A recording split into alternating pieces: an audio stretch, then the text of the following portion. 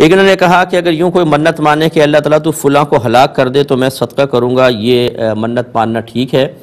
دیکھیں، منت کے لیے صحیح ہونے کے لیے شرط ہے کہ اس میں آپ نے کوئی جائز اور پاکیزہ مقصد رکھا ہو.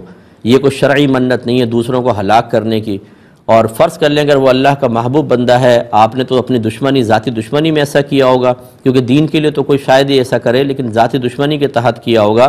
اور ہو سکتا ہے کہ آپ اسے دشمن اپنا سمجھ کے بد دعا کر رہے ہیں یا اس طرح کہہ رہے ہیں، اور وہ اللہ کا محبوب ہے، تو پھر وہ ہلاک نہیں ہوگا، آپ ہلاک ہو جائیں گے. جیسے بلعام بن باعورہ نے موسیٰ علیہ السلام کے خلاف دعا کی تو کتے کی طرح زبان لٹک کر سینے پر آ گئی تھی اور تباہ و برباد ہو گیا تھا.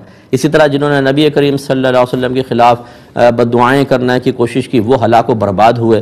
تو اس لیے یہ کہنا کہ اللہ تعالیٰ فلاں کو ہلاک کر دے میں صدقہ کروں گا، یعنی اللہ تعالیٰ معاذ اللہ اللہ تعالیٰ مجھے معاف فرمائے، ہم یہ سمجھتے ہیں کہ انسانوں کی طرح ہم بالکل اللہ تعالیٰ کو لے کر آتے ہیں. اپنے ذہن میں ایک تصور رکھا ہوا ہے کہ کسی کو پیسوں کی رشوت دو یا پیسے دے دو تو قتل تک کرنے کے لیے تیار ہو جائے، کہ اللہ تعالیٰ ایسا ہے معاذ اللہ ثم معاذ اللہ.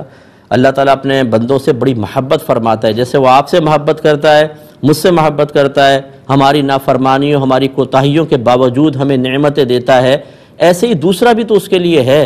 یہ سوچنا کہ جی میں بہت پیارا ہوں اور دوسرا جو ہے وہ تو بس میں کہوں گا تو اللہ تعالیٰ میرا کام کر دے گا اور پھر یہ میں عبادت بھی کر دوں گا، اس طرح کے غلط اور فاسد خیالات اپنے ذہن سے نکالیں. اپنے آپ کو اللہ کے قریب سمجھنا، اپنے آپ کو اللہ تعالیٰ کو اپنے ساتھ خاص سمجھنا، دوسروں کو دور سمجھنا اور اللہ کو ان سے خاص نہ سمجھنا، یہ سب غلط چیزیں ہوتی ہیں. اللہ تعالیٰ کی بارگاہ میں توبہ کریں ایسے ارادوں کے.